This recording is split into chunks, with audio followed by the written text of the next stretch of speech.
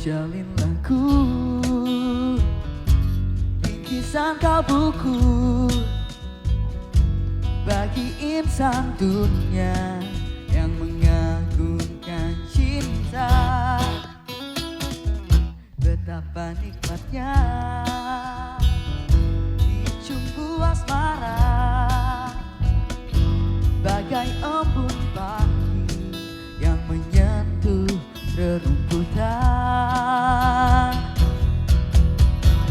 Cinta akan ku berikan bagi hatimu yang damai. Cintaku gelora asmara seindah lembayung senja. Tiada ada yang kuasa melebihi indahnya nikmat bercinta.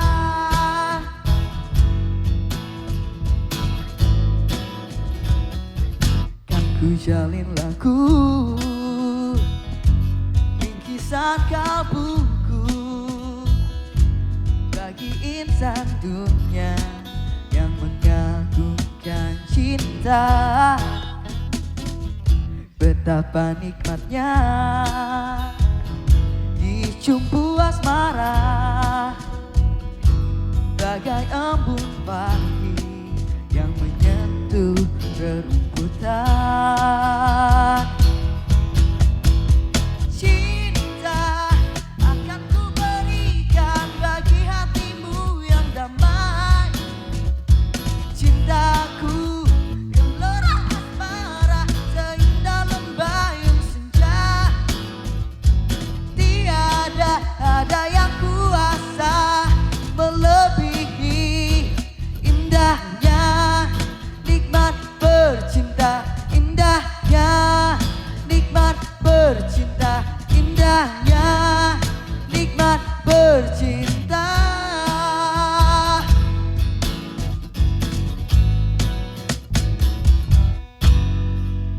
Assalamualaikum warahmatullahi wabarakatuh. Halo, apa kabar pemirsa TVRI Yogyakarta? Mudah-mudahan hari ini menjadi hari terbaik Anda, hari paling bahagia untuk Anda dan keluarga. Hari ini tepat di jam ini mungkin Anda sedang bersama dengan keluarga Anda. Dan apa kabar juga dengan putra-putri Anda, khususnya untuk Anda yang memiliki putra-putri masih di usia balita, bawah 5 tahun. Mudah-mudahan selalu sehat ya. Kenapa sih yang ditekankan terkait dengan putra-putri Anda yang ada di usia balita? Karena ini pas sekali dengan tema yang kita angkat hari ini dalam ranah publik, yaitu mengenai bersinergi mencegah dan mengatasi stunting untuk generasi unggul. Ya, yang kita bahas kembali lagi di stunting. Nggak bosan-bosan ya, jelas. Karena ini memang harus dan terus-menerus diinformasikan. Nah, kalau kita berbicara mengenai stunting, nih masalah ini memang menjadi prioritas untuk diselesaikan karena berpotensi mengganggu potensi sumber daya manusia dan juga hubungan dengan tingkat kesehatan bahkan kematian anak. Kalau kita berbicara dengan hasil survei status gizi balita Indonesia yang sempat saya baca, ada jurnal juga menunjukkan bahwa terjadi penurunan angka stunting berada pada 27,67% di tahun 2019. Ada yang mengatakan, wah bagus dong turun, tapi meskipun angka ini turun, ternyata angka tersebut masih dinilai tinggi. Karena mengingat di WHO sendiri menargetkan angka stunting itu tidak boleh lebih dari 20%. Artinya kita masih punya PR yang sangat banyak. Untuk itu tidak hanya pemerintah, tapi masyarakat juga harus ikut andil dalam mencegah stunting. Di studio sudah hadir 2 narasumber, siap nanti saya akan tanyakan banyak hal terkait dengan stunting, pencegahannya seperti apa, membiasakan dirinya seperti apa, supaya tidak lagi ada angka stunting yang naik. Syukur-syukur di bawah 20%.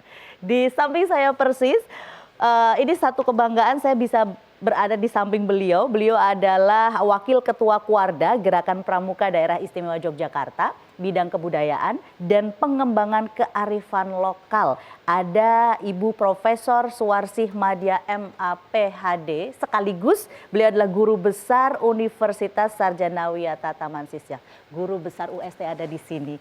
Assalamualaikum. Waalaikumsalam, Mbak Rifa. Terima kasih sudah hadir bersama dengan kami hari ini. Sama-sama. Saya senang terima kasih diundang. Saya senang lihat Prof ini semangatnya luar biasa gitu ya. Saya ketemu beliau awal tadi harus salam pramuka gitu. salam. Matur nuwun Prof. Nanti saya akan banyak tanya nih. Teman-teman kan taunya pramuka cuman kemah, camping dan teman-temannya ya. Jadi ujian ini ya? Nah, bukan sih. Lebih sharing aja Prof. Kemudian satu lagi, kalau pengen tahu lebih banyak stunting itu apa sih? Bisa dicegah nggak sih? Kemudian kita sebagai orang tua gitu ya, membuat pola makan, pola asuh yang baik seperti apa supaya anak-anak nggak stunting. Nih beliau nih ahlinya. Karena beliau juga bersama dengan ini dari akademisi ya. Ada dosen gizi Poltekkes Kemenkes Yogyakarta, Ibu Dr. Tri Siswati SKM MKes. Apa kabar Bu? Sehat, alhamdulillah. Gimana Mbak Vira dan Sama. pemirsa? Sehat juga dan bahagia pastinya. Alhamdulillah. Apalagi kalau sudah bertemu orang-orang hebat ini siap membagikan informasi. Saya jadi ikut belajar tanpa 3 SKS. Gratis pula. Baik, pemirsa, tema yang kita angkat seperti yang di awal tadi adalah bersinergi mencegah dan mengatasi stunting untuk generasi unggul. Nah, dikatakan bersinergi untuk itu ada dari akademisi, ada dari pemerintahan, ya kan, ada dari masyarakat juga karena tidak hanya menjadi PR Dinas Kesehatan. Oh ya, sekali lagi saya juga mengucapkan terima kasih karena acara ini bisa terselenggara berkat kerjasama dari Dinas Kesehatan Daerah Istimewa Yogyakarta. Baik, yang pertama saya mau ke Prof dulu. Prof, secara umum aja nih Prof, kenapa stunting ini dianggap penting untuk harus dicegah gitu? Menurut Prof seperti Pramuka apa? terlibat ya? Iya, betul. Ya stunting itu kalau dulu kan kayak cebol gitu ya. Jadi Pendek. namanya pendek karena mestinya Iya. lebih tinggi ya Iya. dari itu. Nah kalau kita ingin generasi muda kita itu berfungsi secara baik dalam membangun bangsa, pasti kondisi fisik itu menjadi perhatian utama ya. Oke. Pertama pasti itu dulu. Ya. Tidak mungkin tak tumbuh tanpa kondisi fisik yang baik. Iya. Oleh sebab itu semua pihak termasuk pramuka itu sangat peduli dengan porsi masing-masing Iya. ya. Tetapi kalau tidak diatasi atau diketahui, dipedulikan oleh semua ini, kasihan Dinas Kesehatan nanti ya. Jadi dan ini menjadi satu pemahaman komprehensif bahwa pembangunan kita itu perlu didukung oleh banyak pihak. Ya. Nah, pramuka senang sekali bisa berkolaborasi sehingga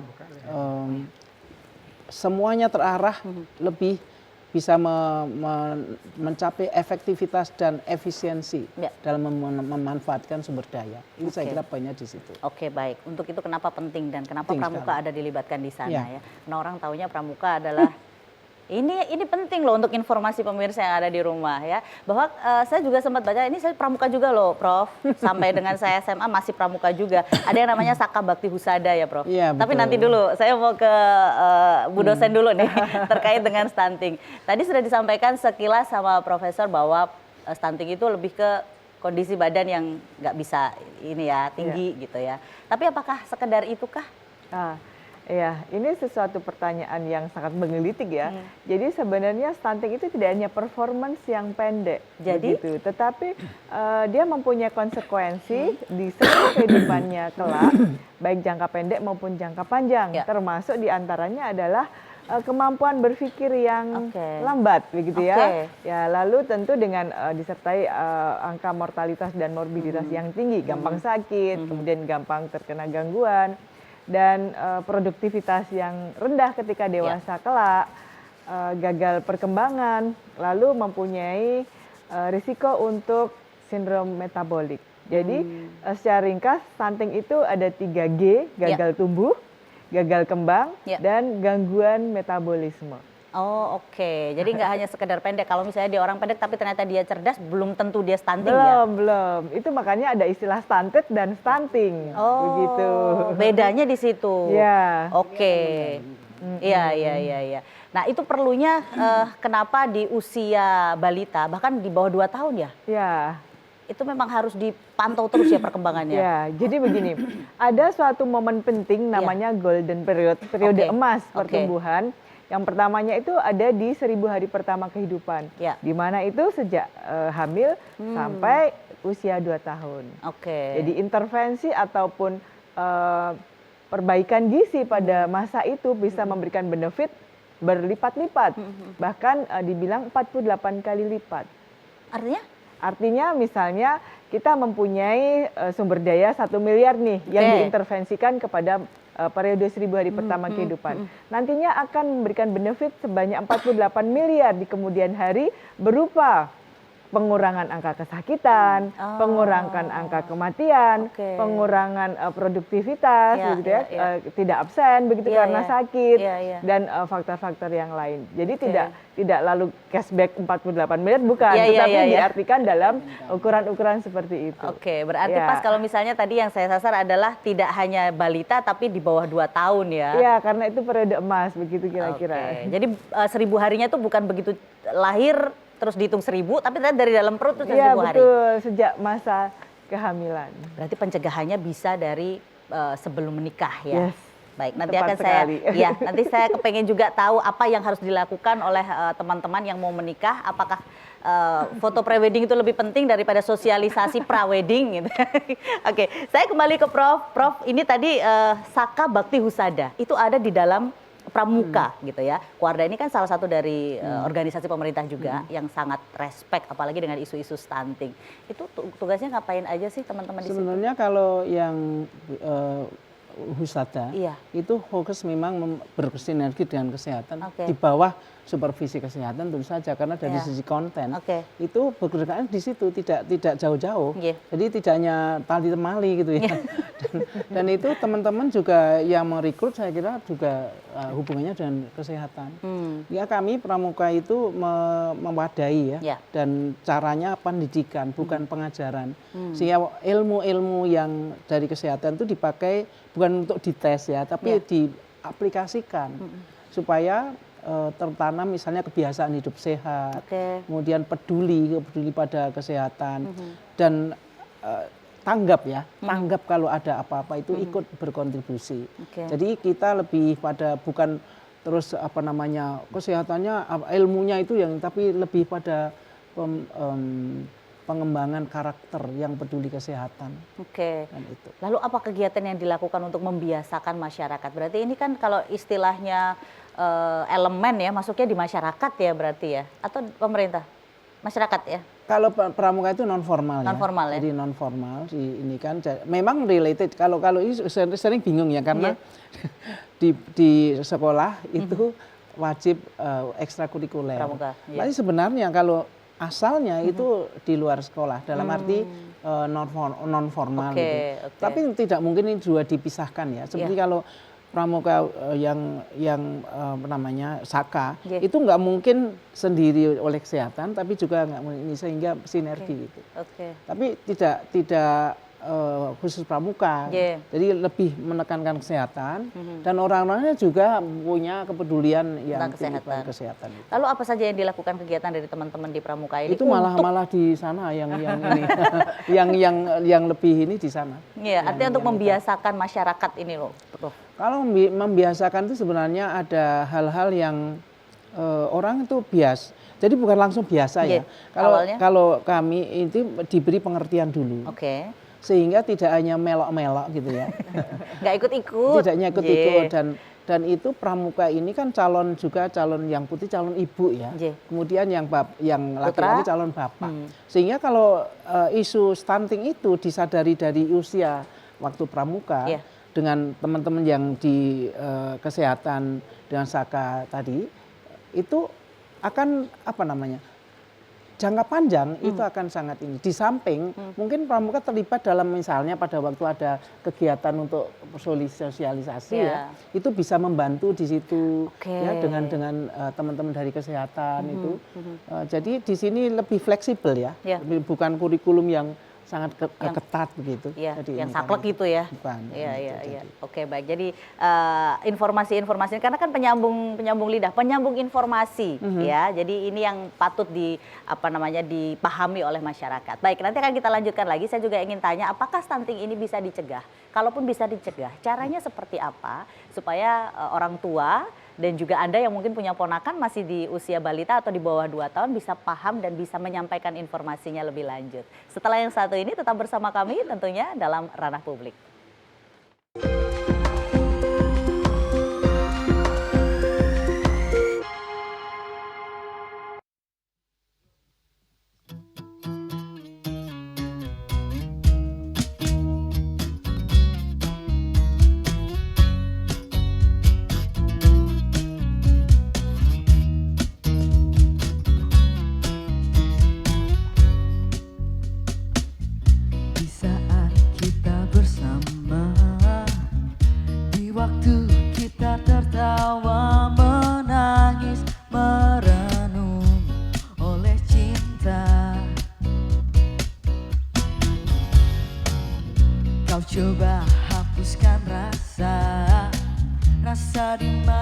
melayang jauh dari jiwaku juga mimpiku. Biarlah, biarlah hariku dan harimu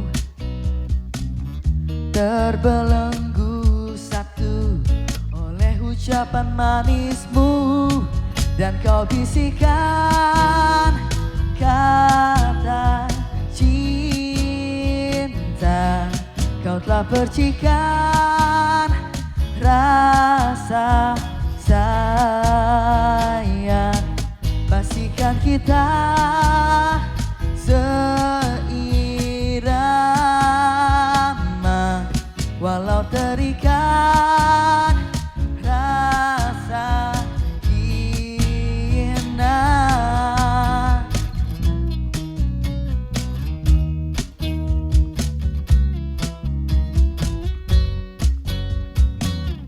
Sekilas kau tampak layu, jika kau rindukan gelap tawa yang warnai lembar jalan kita.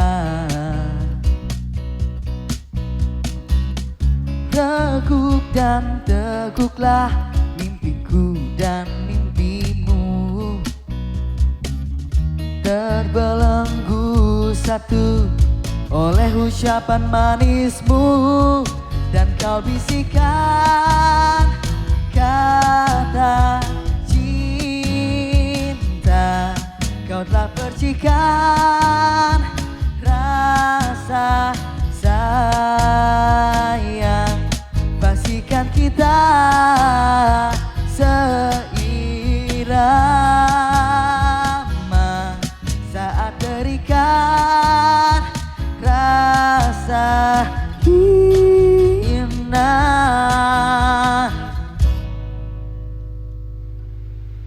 Baik, terima kasih Anda masih bersama kami dalam Ranah Publik dan kita berbicara mengenai bersinergi mencegah dan mengatasi stunting untuk generasi yang unggul. Siapa yang nggak kepingin SDM Indonesia di Indonesia emas nanti semuanya unggul-unggul. Ini harus dimulai dari sekarang gitu ya, nggak boleh terlena. Ah masih lama, masih 2045. Ya tapi kalau nggak disiapin dari sekarang, besoknya gimana dong? Nah ini apa yang akan kita obrolkan ini juga akan korelasinya erat sekali dengan keunggulan dari generasi-generasi mendatang. Saya mau kembali ke Bu dosen dulu, ini terkait dengan stunting dulu ya, supaya masyarakat makin paham.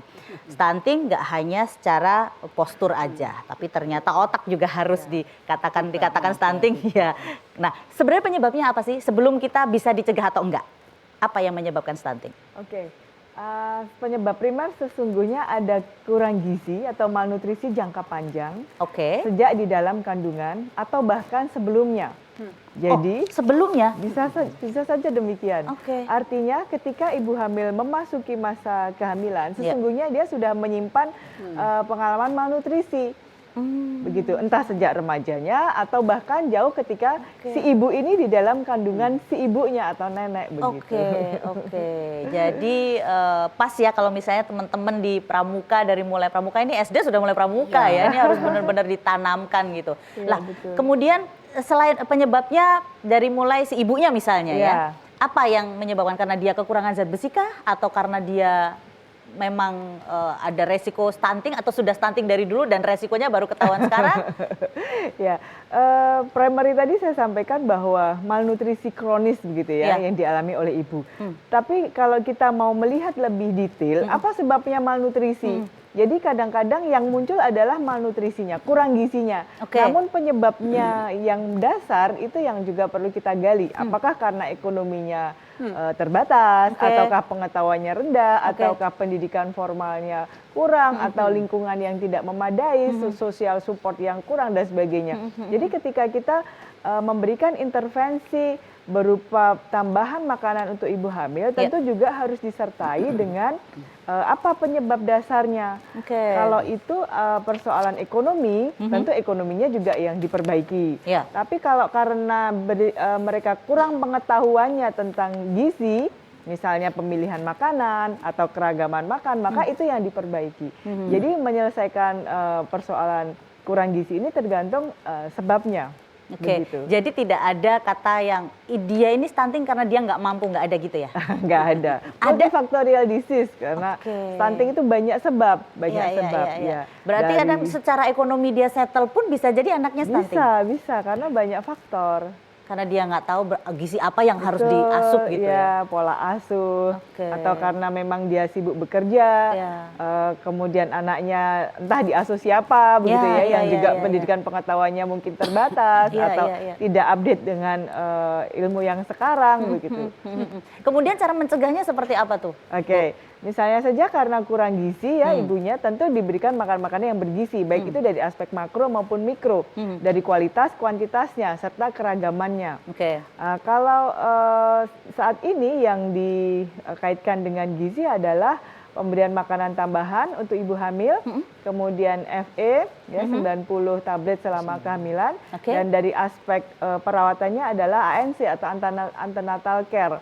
Dari sebelumnya 4 kali selama kehamilan, sekarang sudah ditingkatkan Menjadi 6 kali. itu wajib ya berarti saat periksa tuh pasti dapat ya.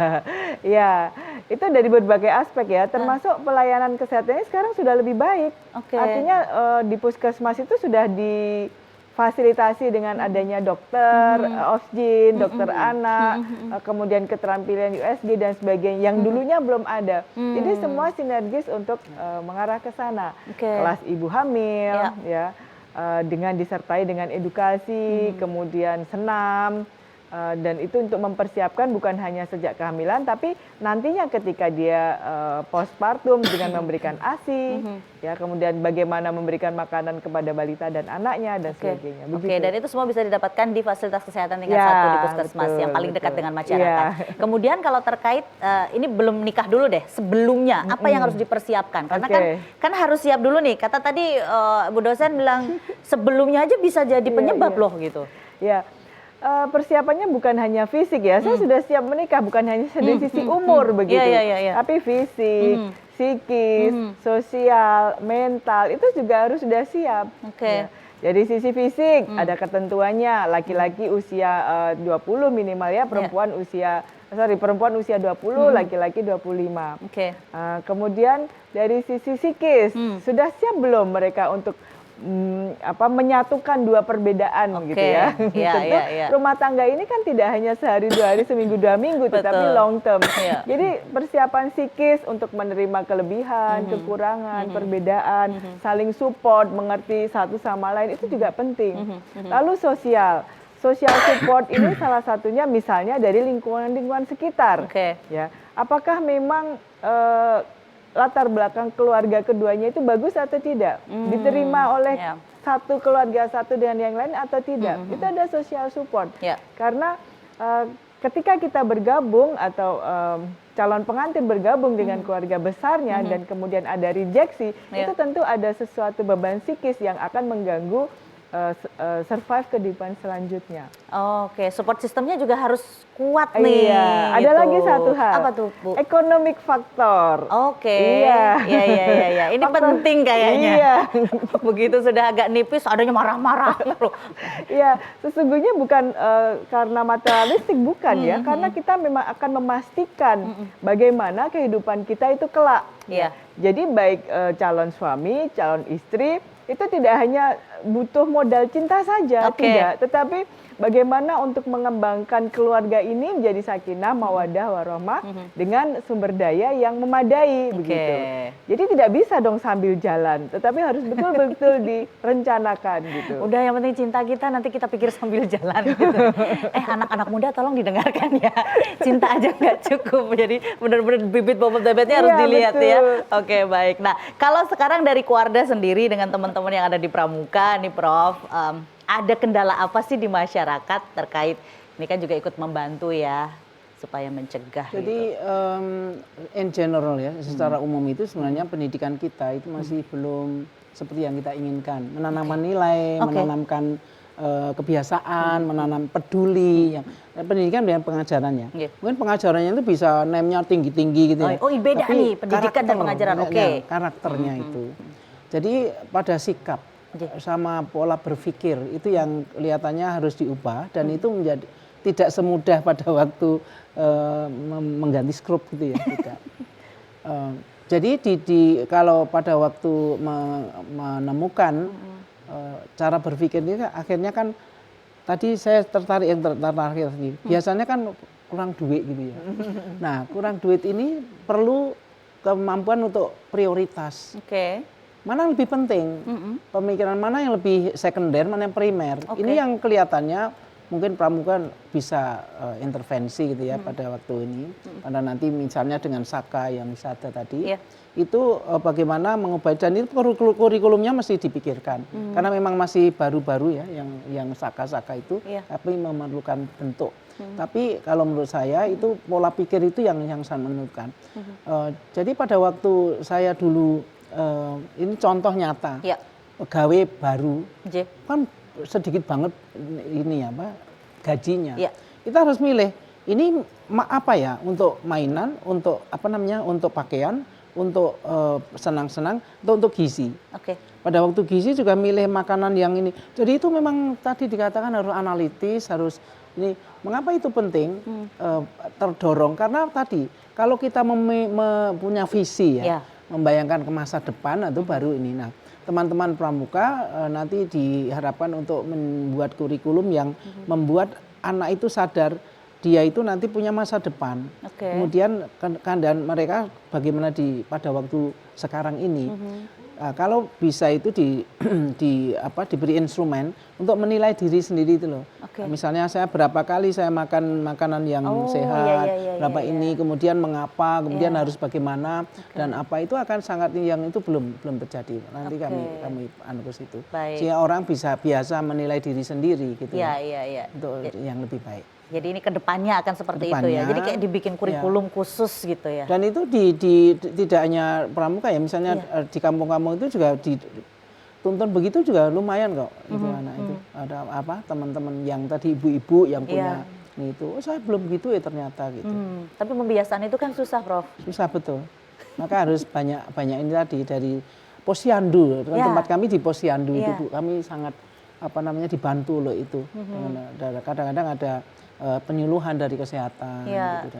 Dan itu teman-teman dari keluarga khususnya pramuka juga bisa ikut.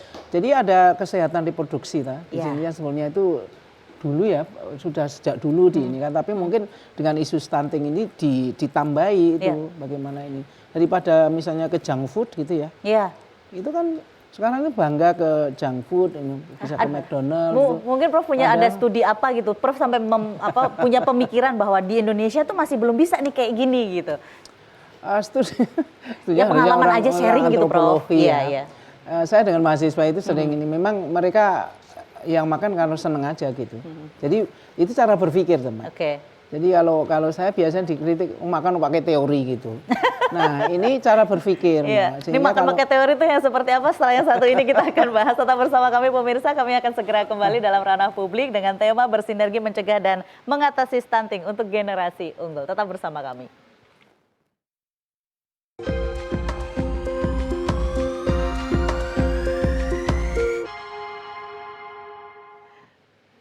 Ya, Anda masih bersama kami dan ranah publik masih memiliki 2 sesi untuk Anda. Jadi pastikan Anda tetap menyaksikan bersinergi mencegah dan mengatasi stunting untuk generasi yang unggul. Nah, kita tadi sudah masuk ke pola makan gitu ya, karena ini juga ada urusannya dengan stunting. Pola makan orang tua nanti akan mempengaruhi pola makan anak, dan itu kan seterusnya menurun gitu ya. Kalau kita tidak memperbaikinya sekarang ya sampai kapanpun akan sama gitu. Nah ini ada satu yang mungkin bisa di-share oleh Profesor terkait dengan pola makan. Tadi Prof katakan beliau ini sudah banyak mencontohkan gitu ya.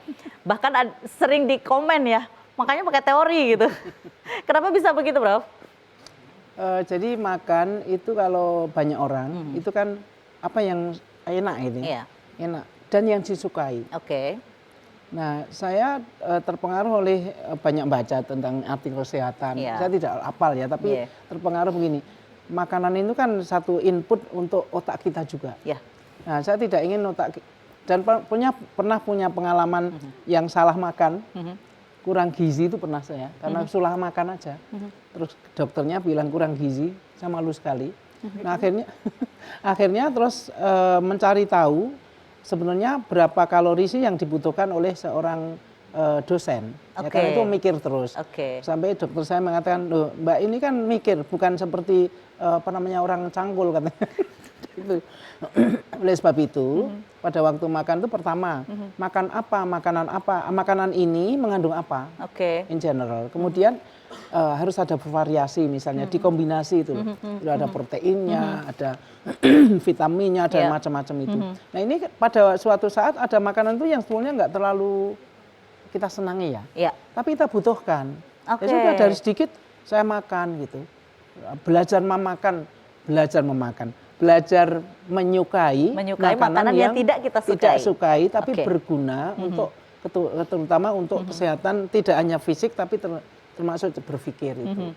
Karena saya belajar juga HB itu harus dijaga, Iya, tekanan darah, kemudian kandungan kolesterol kan segalanya ini ternyata memang harus kita pikir gitu dari sedikit. Nah, tadi dikatakan itu kan terus-menerus. Hidup itu kan siklus. Iya. Ya kan? Ini anak adik-adik ini misalnya nanti akan mempengaruhi keluarganya terus bergulir Iya. gitu. Dia harus ada semacam cut ya, di mana harus dipotong, Iya. yaitu lewat pendidikan, lewat Oke. actionnya orang kesehatan. Kalau kami di Pramuka itu dari kesehatan reproduksi itu biasanya melibatkan teman-teman dari kesehatan itu ya, supaya pada sadar itu pun tidak mudah, Mbak. Karena mengubah sikap dan pola pikir itu agak lama, Iya. ada lima level gitu. Apalagi udah mengakar ya, Prof. Kalau hanya diceramai itu lewat gitu. Makanya Harus Pramuka dilibat- masuk ke sana untuk Ya, terlibat.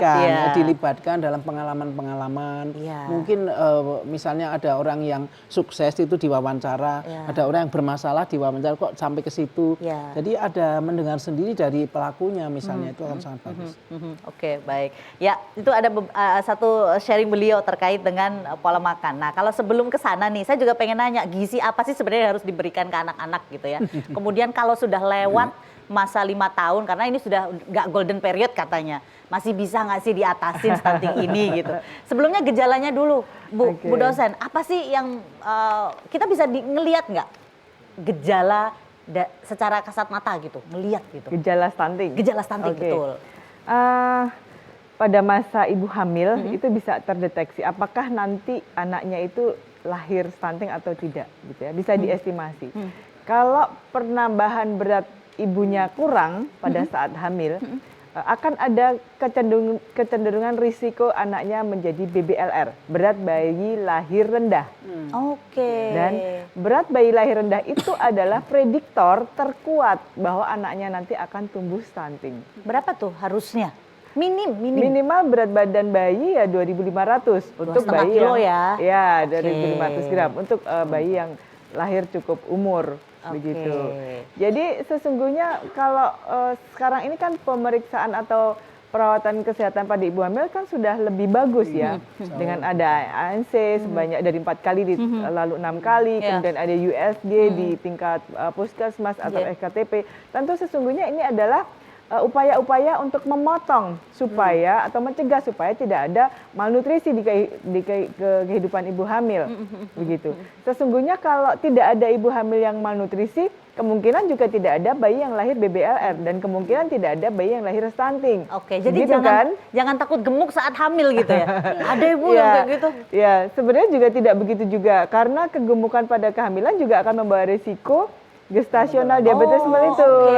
Oke. Jadi yang terpenting dipantau sesuai penambahannya ya. sesuai dengan milestone yang sesuai, yang bagus gitu. Harus ada ininya nggak sih, ada rumusnya nggak sih? Misalnya bayi di kandungan 3 bulan paling nggak nambah berapa kilo, ada rumusnya nggak sih? Ada, itu ranahnya Opsin ya. Oh, Tetapi oke. secara umum begini, kalau sejak masa memasuki kehamilan itu dia sudah kurang gizi atau kurus si wanitanya, tentu penambahannya pada saat hamil harus lebih besar, Oke. lebih banyak. Artinya bisa saja 12-16 kilo sepanjang 9 bulan kehamilan. Tetapi kalau dia sudah punya modal obes pada masa pregnancy sebelum hamil, tentu penambahannya sedikit saja dong, karena dia sudah punya depo gitu. Iya. Kira-kira udah DP deposit kelebihan badan. ya kira-kira begitu. Jadi oke. kira-kira 5 kilo saja sudah cukup untuk wanita yang sebelum hamil itu obes. Sudah obes. Oke, Gitu. baik. 2,5 kilo. Oke. Taruhlah kita si bayi lahir normal Iya. gitu ya. Kemudian setelah begitu ada baru ketahuan stuntingnya setelah dia Ya. sebulan 2 bulan misalnya. Itu Ya. dilihat dari mana? Bisa saja, kan parameter itu ada berat, ada tinggi begitu ya, atau panjang badan kalau dia di bawah 2 tahun. Oke. Jadi pemantauan berat badan dan tinggi badan atau panjang badan itu harus dilakukan terus-menerus. Karena tidak berarti bahwa ketika dia lahir BBLR dia punya pas untuk balitanya normal terus, tidak. Karena di situ ada ASI, Iya, cukup iya. nggak? Ibunya keburu-buru ngasih MPASI nggak? Oke. Atau ada nggak kemungkinan diare? Bayi itu kan masih sangat rentan ya. Iya. Infeksi yang berulang itu juga menyebabkan stunting. Oke. Jadi tidak satu-satunya modal ketika dia berat lahir normal lalu tidak stunting, tidak. Itu ada prediktor. Oke. Prediktor itu estimasi atau ya estimasi yang terkuat. Namun tetap harus dijaga bahwa dia harus dapat lingkungan yang memadai. Ya. Yang perlu diwaspadai nih, kebanyakan Indonesia tuh laki-lakinya merokok kan. Nah, itu adalah sumber infeksi juga untuk bayinya. Oke. Ya, bahkan kemarin ditemukan ada bayi yang 2 tahun itu sudah terganggu paru-parunya. Iya. Ya, apa itu sebabnya ya? Paling lingkungan sekitarnya. Orang tuanya nih. Ya, orang tuanya. Dia terpapar. Dan di report itu Indonesia perokok paling tinggi, paling banyak prevalensinya Oke. dengan usia merokok yang paling muda Oke. di dunia loh ya. Iya, kita berbicara mengenai rokok ini juga, kenapa ngomongin rokok? Karena ini ada urusannya sama stunting juga Betul, gitu. betul. Tidak hanya persoalan si ibu, tapi juga bapak. Oke. Sayangnya masih banyak juga bapak-bapak yang merokok sambil gendong, Iya. kemudian sambil mengantar istrinya hamil. Itu kan sesuatu yang bisa masuk ke dalam saluran Iya. pernafasan ibu dan mengganggu begitu. Oke, ini akan semakin dalam kalau ada gambarnya mungkin. Jangan, nanti silakan di searching sendiri lah ya. Dan kalau memang itu terjadi, jangan sampai terjadi pada keluarga Anda begitu. Iya. Nah, kemudian berarti ini tidak hanya menjadi PR-nya ibu ya, Iya. bapak juga, Iya. orang tua juga. Iya. Jadi begitu anak dia sudah lahir normal, yang penting adalah dia harus ASI 6 bulan Ya, eksklusif. eksklusif 6 bulan. Oke, ini untuk mencegah stunting nih ya. Betul. Oke, kemudian setelah itu MPASI-nya apa yang pertama harus Ya, diberikan? MPASI diberikan pertama pada saat 6 bulan plus. Oke. 6 bulan plus sehari begitu Ya. ya. Nah, MPASI ya dengan mempertimbangkan konsistensi atau tekstur, kemudian variasi, ada 4 bintang. 4 bintang itu yang komplit begitu ya, Oke. dan diberikan secara bertahap dari lembek, kemudian sedikit kasar, Agak dicincang, kasar, lalu ya. makanan keluarga begitu ya. Dan yang terpenting bahwa ajak si anak itu makan secara respon aktif, jangan diselimur gitu. Oke, respon aktif jangan diselamur. Artinya jangan sambil nonton, Ya. jangan sambil Oke, lari-lari. betul. Yuk jalan-jalan. Ya. Nah, kita akan bahas setelah yang satu Iya. ini ya. Tetap bersama kami pemirsa, bersinergi untuk mencegah dan mengatasi stunting, tentunya untuk generasi yang lebih unggul. Ranah Publik akan segera kembali setelah jeda berikut.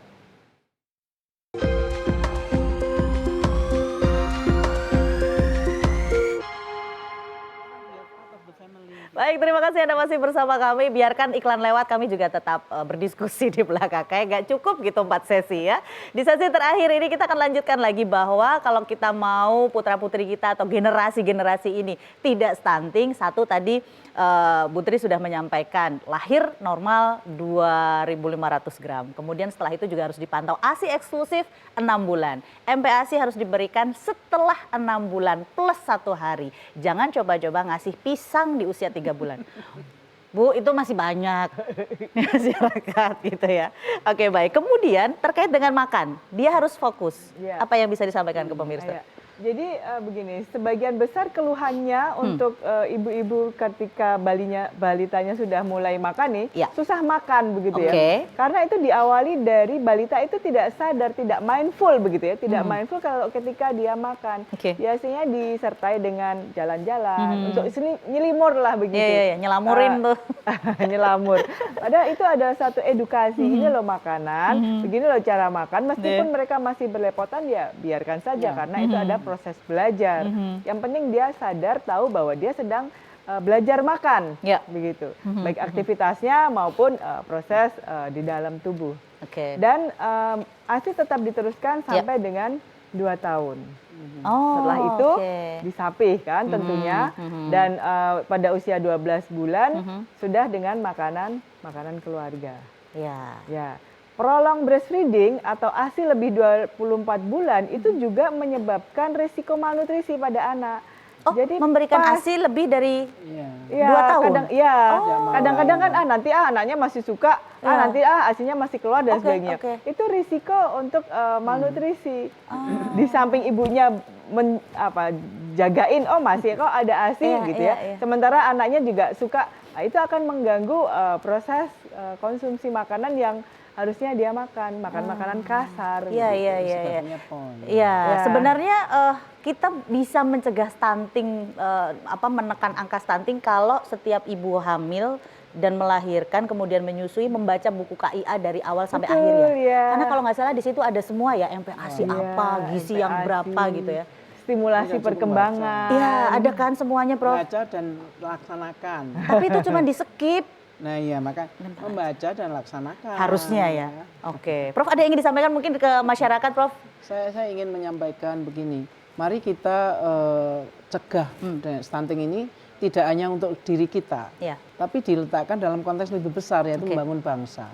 Ya pahalanya lebih banyak gitu ya. Itu saya banyak. Nah kemudian pada waktu sudah ada buku tentang kesehatan itu, dipelajari dan mungkin didiskusikan di antara ibu-ibu, kemudian saling sharing ya. Kamu bagaimana mencegah ini kalau ini gitu ya, melaksanakan ada kendala apa itu, sehingga kolaborasi dan belajar bersama antara ibu-ibu itu saya sarankan begitu. Jadi itu yang menjadi saya kira percepatan ya. Sebab kalau hanya tahu terus cerdas cermat tapi tidak dinilai prakteknya itu juga akan ini yang dicita-citakan akan sangat ini. Teorinya oke lah lulus ya Bu ya. Lulus. Implementasinya enggak sama sekali. Itu yang harus Ya, ini harus digenjot. Ini nih tugasnya teman-teman dari Kuarda, teman-teman Pramuka untuk ikut terlibat ke dalamnya. Nanti juga anak-anak juga ikut dilibatkan gitu ya. Iya, baik. Mudah-mudahan kurikulumnya sudah disusun budaya sehat ya. Ini juga harus turun temurun gitu. Nah, saya kembali ke Bu Tri. Ini kan kita ngomongin sinergi ya. Artinya dari akademisi ada, dari pemerintah ada, dari masyarakat ada, dunia usaha pun ada. Ini kan sering nggak klop nih ya. Dunia usaha punya iklan apa, pemerintah harus bagaimana. Saya ke akademisinya dulu deh. Kalau dari Bu Tri dan teman-teman di akademisi, ada program nggak yang langsung menyentuh masyarakat? Itu namanya pentahelik ya, tadi unsur pemerintah, masyarakat dan sebagainya, itu namanya pentahelik. Tentu akademisi menjadi satu wahana juga untuk meningkatkan derajat kesehatan masyarakat. Kami mempunyai program namanya Interprofessional Education dan Interprofessional Collaboration. Jadi karena stunting itu bukan hanya masalah gizi, kami juga bekerja sama dengan kesehatan lingkungan, kemudian gigi, keperawatan gigi, kebidanan, keperawatan anak dan sebagainya, untuk mengkolaborasikan dan mengimplementasikan ilmu kami pada itu. Ada one day one student one family, satu mahasiswa satu keluarga.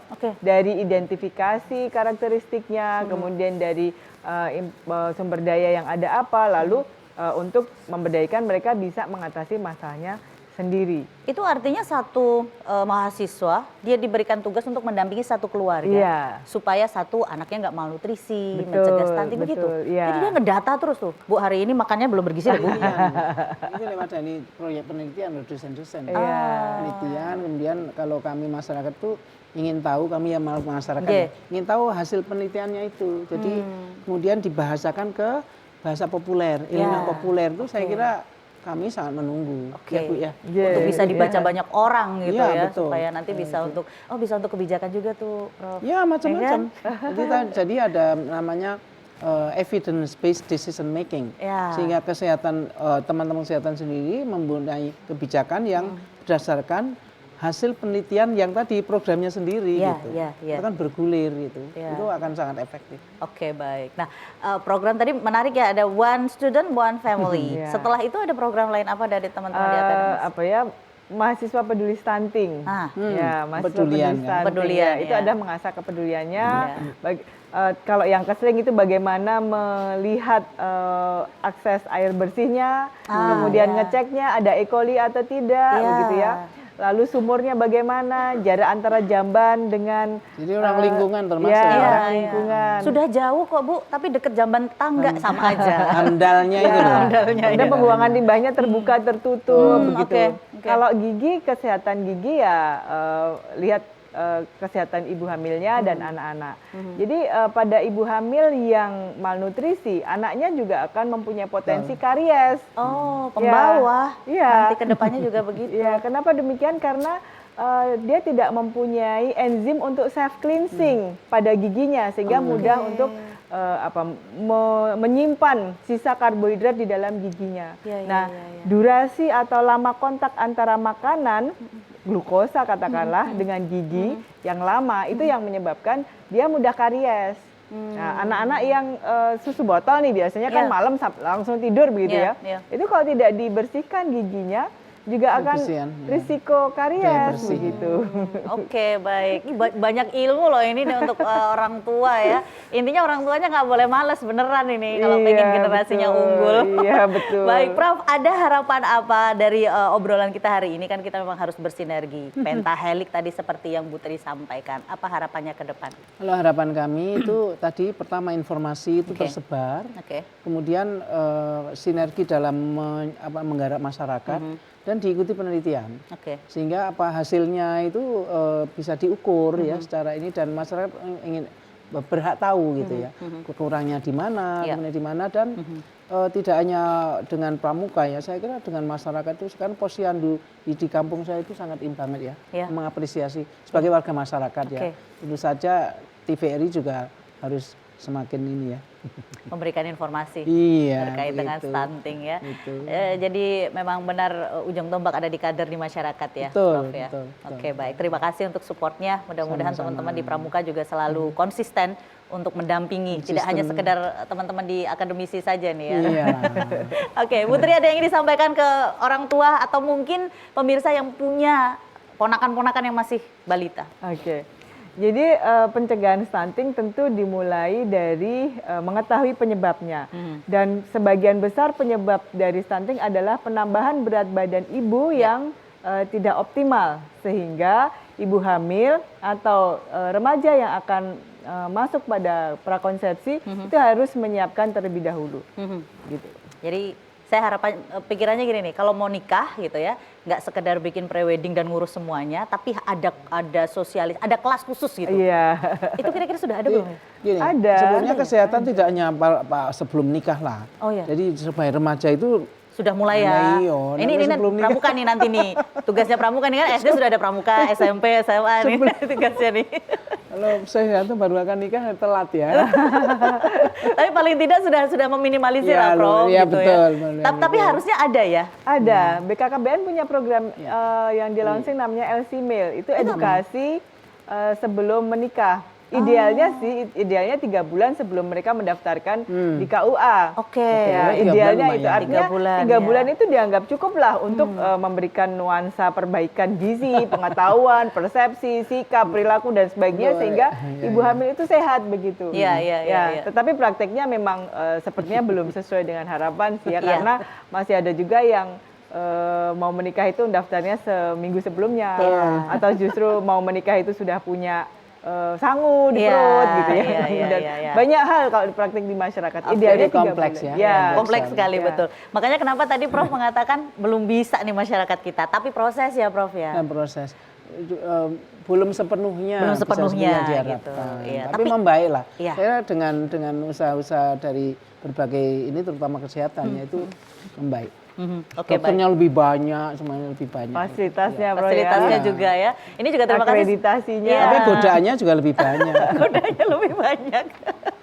Oke, baik. Dan fasilitas-fasilitas yang sudah disiapkan untuk masyarakat khususnya di pelayanan kesehatan tingkat pertama gitu ya di Puskesmas. Ini juga merupakan kerjasama dari Dinas Kesehatan pastinya tentunya dengan teman-teman yang ada di DPRD Provinsi Daerah Istimewa Yogyakarta. Begitu juga dengan talk show ini salah satu cara juga supaya kita bisa menyebarluaskan lagi informasi terkait dengan stunting, bagaimana kita masyarakat juga bisa ikut mencegah stunting supaya generasi kita juga unggul ke depannya.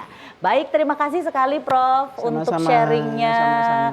Kemudian Putri terima kasih. Salam buat mahasiswa-mahasiswanya yang tidak pernah lelah mendampingi One Oke, Family, ya, One Mbak Student. Fira. Dan pemirsa sampai di sini obrolan kita mengenai bersinergi mencegah dan mengatasi stunting untuk generasi unggul. Sampai bertemu lagi. Salam sehat untuk kita semua. Salam untuk keluarga Anda semuanya. Wassalamualaikum warahmatullahi wabarakatuh.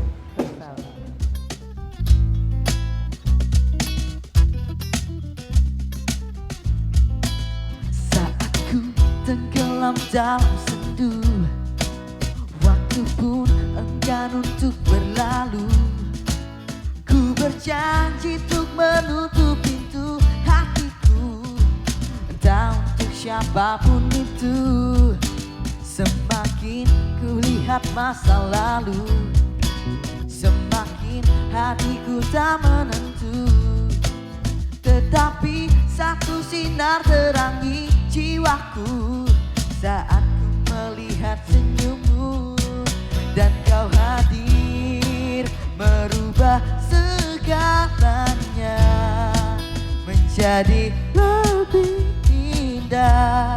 Kau bawa cintaku setinggi angkasa, membuatku merasa sempurna dan membuatku utuh untuk menjalani hidup berdua denganmu selama-lamanya.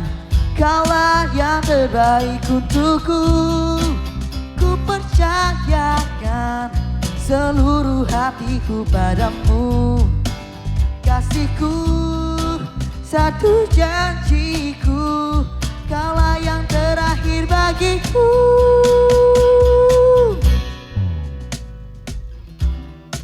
Dan kau hadir merubah segalanya menjadi lebih indah.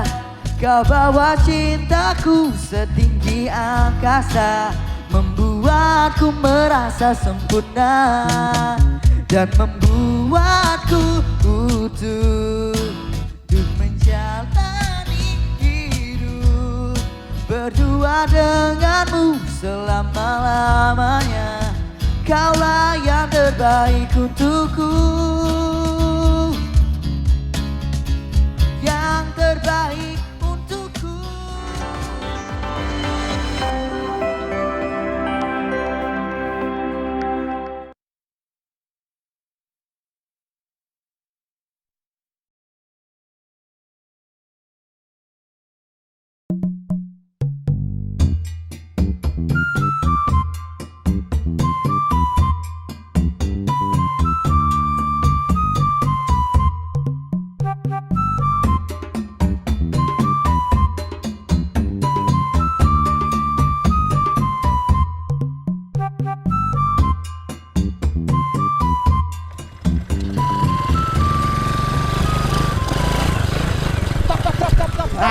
Waduh.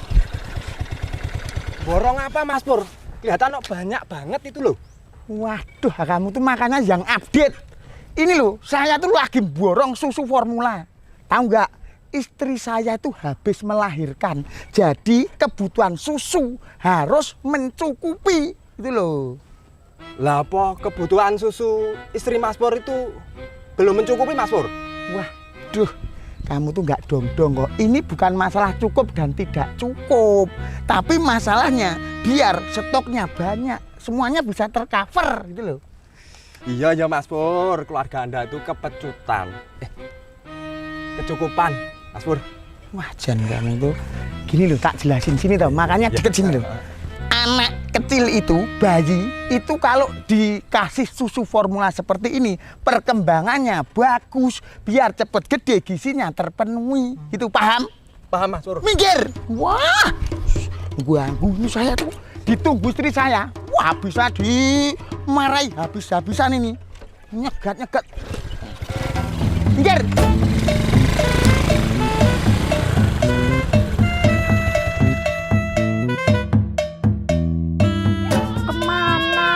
Mas, dari tadi suruh beli susu ya nggak pulang-pulang. Iki lho anak wes nangis, belum minum. Wah, ngelak. Mesti iki mesti ditinggal mancing. Awas mengko nek bali. Rasakno.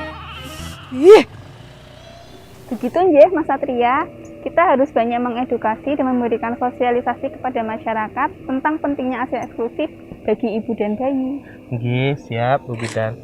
Iya Bu Bidan. Kemarin itu saya dengar info kalau istrinya Mas Persegi itu baru saja melahirkan Bu Bidan. Oh ya? Kalau Nggih. begitu mari kita jenguk sekalian melihat kondisi ibu dan bayinya juga. Ayo, sekarang kita ke sana Bu Bidan. Oke, ayo.